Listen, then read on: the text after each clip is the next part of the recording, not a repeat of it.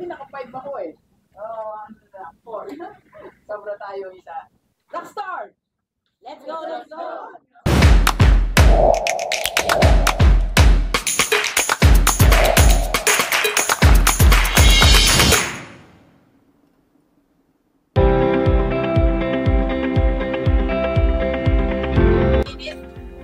Pwede may konting dialogue o may konting something. Okay?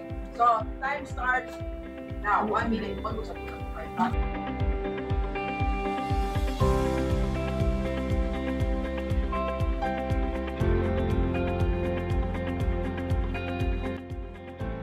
Okay, Gilibers.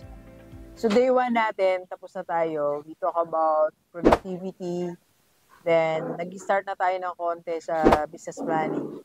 And bukas yung continuation. So, kasi workshop siya eh. So, nagkaroon na kami ng time to craft their vision and core values. So, yon. Pero back to productivity guide natin sa lahat ng mga empleyado. Sabi ko nga, kailangan chine-check din natin yung level of productivity ng mga empleyado natin. It's not always about marketing and sales yung profit natin. Nakasalalay din yan minsan sa level of productivity ng mga empleyado natin. Kaya we have to check. So first, I discuss yung mga factors that affect the productivity, no? First, multitasking. So nakakababa ng level of productivity yan. Kaya iwas tayo sa multitasking sa ating mga empleyado. Okay? So ibig sabihin po kung talagang madami yung task ng isa, i-divide natin ng maayos. Walang multitasking. Actually, to be honest, ang brain mo naman, di naman nakapag-multitask talaga yan. Nakafocus lang yan sa isang bagay. So, the more na marami tayong task na binibigay sa ating empleyado, mas, bumababa ang productivity level. Akala natin nakakatipid tayo, akala natin it's okay, it's not. Okay?